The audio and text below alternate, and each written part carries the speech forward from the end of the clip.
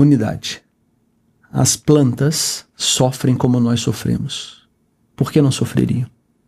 Se esta é a chave da unidade do mundo.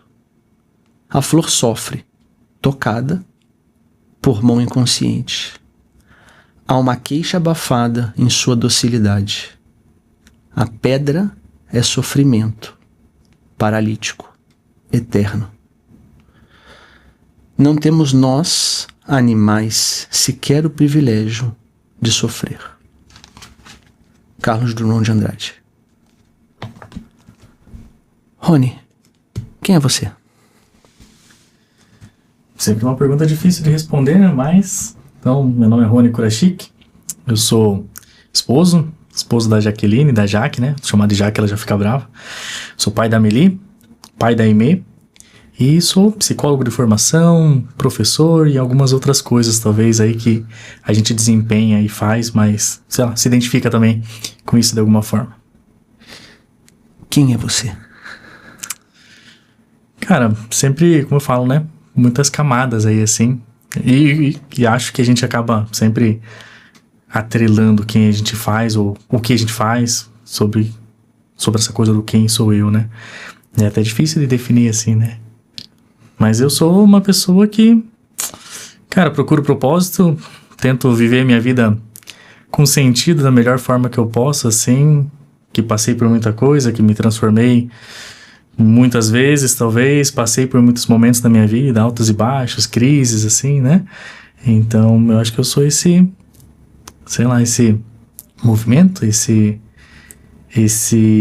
como você falou ali, esse agrupado de sofrimentos, talvez. E aí você me pega ali no começo já falando da unidade, isso tem ficado ecoando muito na minha cabeça. Dentre essas transformações tenho pensado isso, eu sou parte da comunidade, parte do mundo, parte da vida das outras pessoas que estão ao meu redor também. Acho que esse sou eu. Você fala de sofrimento, você fala de unidade, você fala de parte. Como que tudo isso te define? Ou como que tudo isso te explica? Eu acho que sofrimento, talvez lá atrás eu sempre pensava muito individual mesmo, assim, pensava muito as coisas que eu passava ou as coisas que me acometiam de alguma forma, assim, né? Mas, como eu falei dessas transformações, eu acho que eu fui entendendo dessa unidade através desses sofrimentos, das coisas que acontecem com a gente, assim, até que eu cheguei a uma conclusão esses tempos aí, eu falei assim, até em terapia lá eu comentei isso, eu falei, puxa vida, é a vida, né? A vida é isso, a vida é altas e baixas, a vida é sofrimento, a vida é lidar com essas coisas no dia a dia, assim, achando pontos de sustentação. Então, para mim, falar em unidade e quem eu sou me remete àquilo que me sustenta. Unidade me remete às pessoas que estão ao meu redor, à minha família, aos meus amigos. Assim, sustentação mesmo, assim, sabe? Se fazer parte. As pessoas que fazem parte da minha vida, que eu faço parte da vida delas. E esse compartilhar de sofrimento, querendo ou não, porque não se sofre sozinho, né? Tenho entendido muito isso na prática e nos estudos. Não se sofre sozinho, né? Você comentou sobre propósito, sobre movimento. Me conta um pouquinho do seu propósito de vida. Olha, foi difícil até desenhar alguma coisa nesse sentido, assim. Propósito de vida, né? Eu acho que por muito tempo eu achei que eu tinha um propósito muito definido. Achava que era estanque, achava que era aquilo que eu elegi como objetivo e falei, eu vou perseguir, vou chegar lá e vou alcançar, assim, né? E na verdade não. Na verdade eu tenho entendido muito, assim, o quanto a vida é movimento, o quanto a vida é fluida, é transformação, o quanto o estar estanque, o quanto me assusta a coisa da pedra, do sofrimento estanque, do sofrimento rígido, preso. Isso me assusta porque eu tenho entendido a necessidade da fluidez, assim, da transformação nesse caminhar da vida assim mesmo, assim, sabe? Então, penso que não tem como, né? A gente tentar se prender a essa rigidez, acho que nos adoece de alguma forma, assim. Mas confesso que eu acho que até perdi ali no raciocínio, fui indo, já esqueci da pergunta, como que era mesmo? Não, perguntei sobre propósito e movimento, né? Mas você responde, né? Você fala do seu movimento. E um propósito em movimento, talvez. Isso. Entendi lá atrás que era um propósito, era algo fixo que eu ia buscar, eram os objetivos de vida. Eu acho que a gente vai sendo formado para isso, assim, de alguma forma também, sabe? Eu acho que fui sendo criado nessa lógica do o que é a vida, o que é o propósito da vida? É você, cara, você casar, é você trabalhar, é você ganhar dinheiro, é você ter uma família, um carro, uma casa. Esse era o propósito. E eu entendi que isso são coisas que você pode ter ou não, e que nada é uma garantia, e que o propósito, ele vai além, assim, disso, né? E aí, é isso que eu falo do movimento, assim, de certa forma. O que me sustenta hoje? Claramente não é o que me sustentava há uns anos atrás, assim. Olhando o meu processo, minha vida, as coisas mudaram muito. As coisas que me sustentam, mudaram muito também, sabe? Por isso que eu acho que eu foco nesse propósito como um movimento, assim. O que te sustenta? Hoje, posso dizer, né? E aí falando da minha vida pessoal, da minha vida mais daquilo que talvez eu não abro em muitos lugares, assim.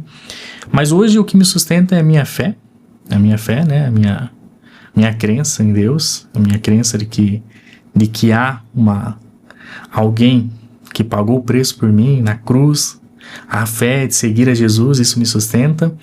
E paralelo a isso, ou derivado disso, o que me sustenta é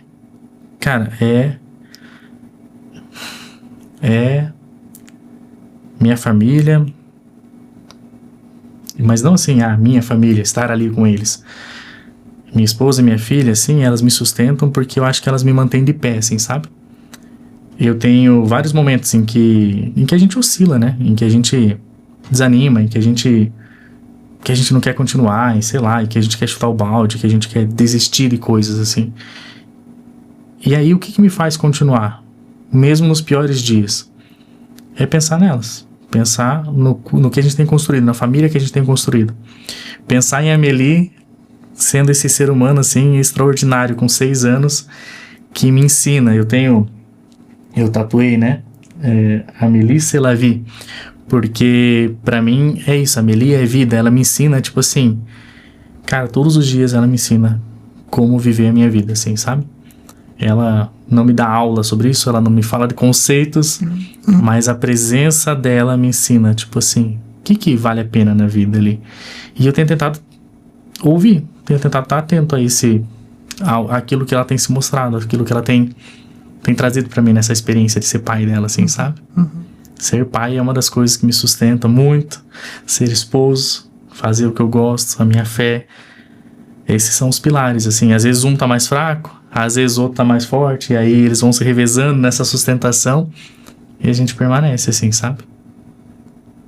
E acho que, por mais que seja algo que você talvez não fale no dia a dia com todo mundo ou não exponha, é algo fundamental na sua vida, né? Essa fé, essa família, esses pilares, né? Sim. E o quanto que isso é presente, né? O quanto que isso te move, o quanto que isso te dá propósito, né? E, cara, assim, falo isso com um profundo respeito, né? No sentido, assim, quando eu falo que é pra mim, porque é pra mim, porque eu não posso falar pelo outro, né? Mas, pra mim, isso é muito presente, assim, tipo, isso é o que compõe realmente a minha vida. Eu não me vejo hoje encontrando sentido se eu não tiver isso, entende? Eu não consigo me ver nesse movimento que eu falei que é a vida sem estar ligado, sem estar conectado, sem estar me alimentando disso, dessa fé, dessa presença delas, o que claramente também me assusta, né? O quanto elas sustentam a minha vida, no sentido dessa coisa do propósito, o quanto me assusta, porque eu falo muito na minha vida, você sabe também, sobre finitude, né? Sobre morte, porque trabalho com isso de alguma forma. Então, claro que isso comunica pra mim também. Comunica o quanto a gente é finito, o quanto existe um tempo pra mim, pra elas. Então, me assusta e o quanto eu quero tentar aproveitar isso de alguma forma também, sabe? Cara, fazer o melhor que eu posso nesse tempo que tem sido possível pra mim aqui, assim, de verdade. Às vezes é difícil. E, enfim, a gente se cobra, a gente se culpa, mas é buscar isso, assim, sabe? E é muito verdadeiro te ouvir falar disso. É muito... não sei se inspirador, mas é muito... Eu sinto fé nisso que você fala, né? E acho que a fé que você está trazendo, sim, é uma fé em Deus, é uma fé, né? Mas é uma fé no amanhã, é uma fé nas coisas, né? É uma fé que, por mais que a gente entenda que as coisas terminam, que as coisas têm a sua finitude, né? É um acreditar num porvir, né? Sim, e por vezes, sabe que eu já me encontrei assim com medo de ser esse positivo tóxico, assim, dessa coisa da coisa muito rasa, da sei lá, assim, síndrome de Poliana, né? Querer purpurinar as coisas, o sofrimento, querer de alguma forma falar que tudo tem um lado bom. Acho que não é por aí, não gosto disso, mas... cara, eu me alimento disso, assim, eu me alimento dessa fé nesse porvir, assim, sabe, nessa continuidade, nesse além disso, senão eu acho que eu não consigo, assim, cara, é uma coisa muito importante. Quando eu passei os piores dias da minha vida, e tenho muito claro quais são os piores dias da minha vida, assim, quando eu falei, né, sou pai da Amelie, e você sabe muito bem, eu sou pai da Aimee também, que foi uma bebezinha que a gente perdeu na gestação. A gente teve ela e aí ela teve uma má formação, descobrimos isso lá com uns 5 meses. Com 7 ela faleceu, né, ainda na barriga da Jaque. Nasceu de parto natural, porém já sem vida. Aqueles dias anteriores e aqueles dias posteriores ali e o dia do nascimento dela claramente foram os piores dias, assim.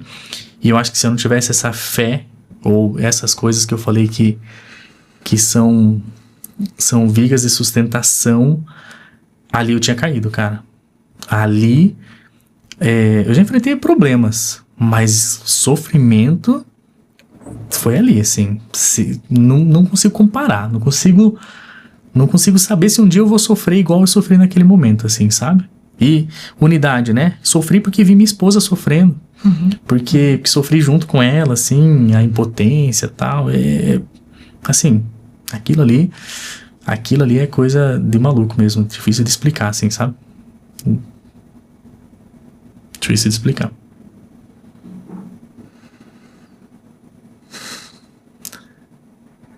Doideira. E acho que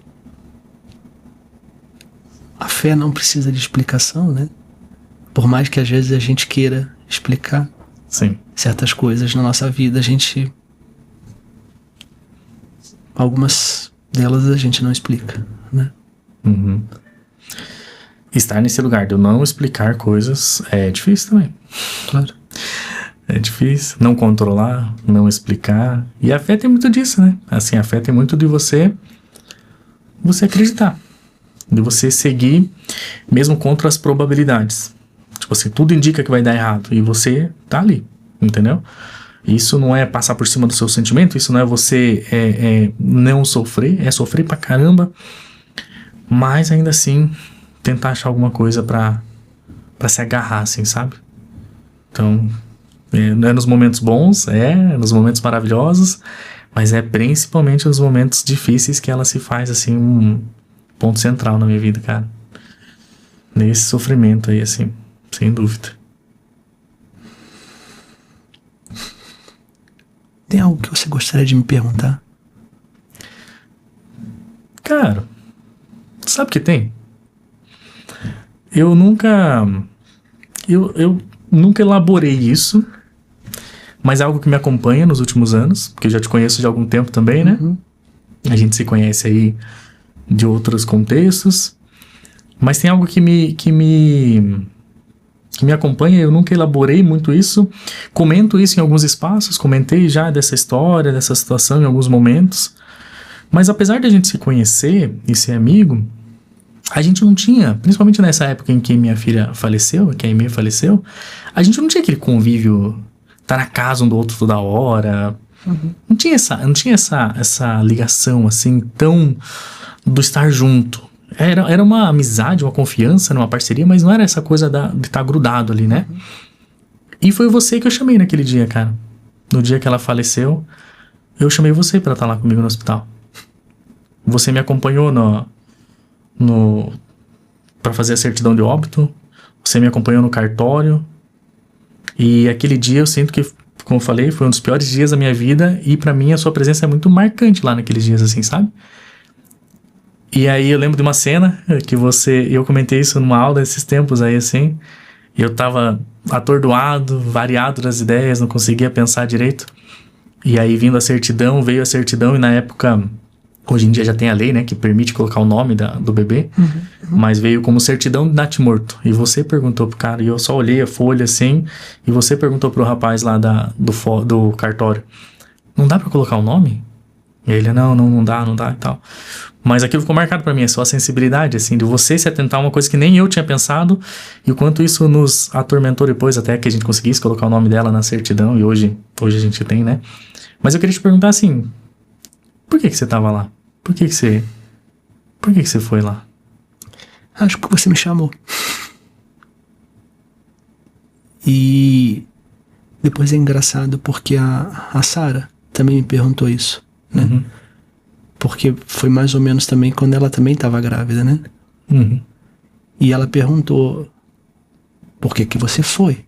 Sim. E a resposta muito honesta foi, porque ele me chamou. No sentido de que ele precisava. Uhum. Né? E essa lógica de que eu entendo, e até hoje eu entendo isso, nem todo mundo consegue estar em todos os lugares, ou estar pronto para estar em todos os lugares. Não que eu esteja pronto, não é isso. Mas é o estar disponível a estar com você, né? Porque a ideia de você estar sozinho também era muito aterrorizante, né? Muito, talvez até falando na minha própria solidão, no sentido de que se eu tivesse que fazer tudo isso sozinho, também seria muito difícil. Sim. Então, na hora que você me chama, é por isso que eu vou, na verdade. Né? E acho que tem uma lógica também de era pra ser. É esquisito isso, parece, acho que é da ordem da fé, é da ordem do inexplicável, né? No sentido de você me chamou, você precisava de mim. Sim. Eu tava ali e eu fui. Foi pesado, foi difícil no momento e depois. Pelo teu momento de vida, por aquilo que você estava passando. Não foi simples. Por não ter... Seria muito compreensível se você não fosse, entendeu? Sim. Seria muito compreensível se você falasse, cara, é um limite pra mim. Ou como eu falei assim, não tinha uma obrigação. Você não era aquela pessoa necessariamente que estava ali o tempo todo, no sentido de a gente estar na casa um do outro. Mas a sua disponibilidade ali, assim, foi muito marcante pra mim, pra Jaque. Pra minha mãe que estava em casa com a Amelie, que você... Além de tudo, sabendo que a gente estava no hospital, mandou uma cesta de café da manhã pra eles lá. Que o motoboy pegou a primeira. História, né? O motoboy roubou a nossa cesta de café da manhã. Que o motoboy pegou a primeira cesta, levou embora e você mandou mais uma lá. Não, porque eu falei, a cesta vai chegar pra ele. Ela vai chegar. Cara, tua presença lá foi muito marcante, assim. Então, sabe que eu nunca te perguntei isso, assim, mas... por que você tava lá? Por que você... E eu acho que eu não conseguiria responder, sabe? Sim. Carreguei isso por um tempo sem elaborar muito, mas... Por quê? Por que tava lá? Por que você se dispôs tanto? Por que você... E não só tava lá do tipo, eu sou motorista, eu fico na porta, vai lá dentro, resolva. Você tava ali, entendeu? Sim. Prestando atenção nos detalhes, assim. Isso foi muito, muito importante. De verdade. Pra mim, pra Jaque, pra todo mundo. Obrigado pela pergunta, porque eu acho que também foi importante eu poder te contar um pouco, né? Que talvez sem explicar muito, mas o porquê isso. Acho que não tem muita explicação mesmo, né? E obrigado por topar vir conversar. Eu acho que se expor ou falar da sua humanidade, falar um pouco do seu íntimo, né? É algo que eu venho tentando buscar, falar do meu íntimo, buscar que as pessoas possam também falar de si, né? E você topou. Né? Então, obrigado. Eu que agradeço pelo convite, cara. E assim, unidade que você falou, né? Eu lembro quanto eu vi alguns comentários, podcasts e outras coisas naquela época de pessoas que estavam passando por coisas e de alguma forma aquilo me confortou. Então, se essa nossa conversa chegar em alguém que fale assim, tá, fez sentido pra mim, acho que já vale a pena, assim, né? Com certeza. Obrigado.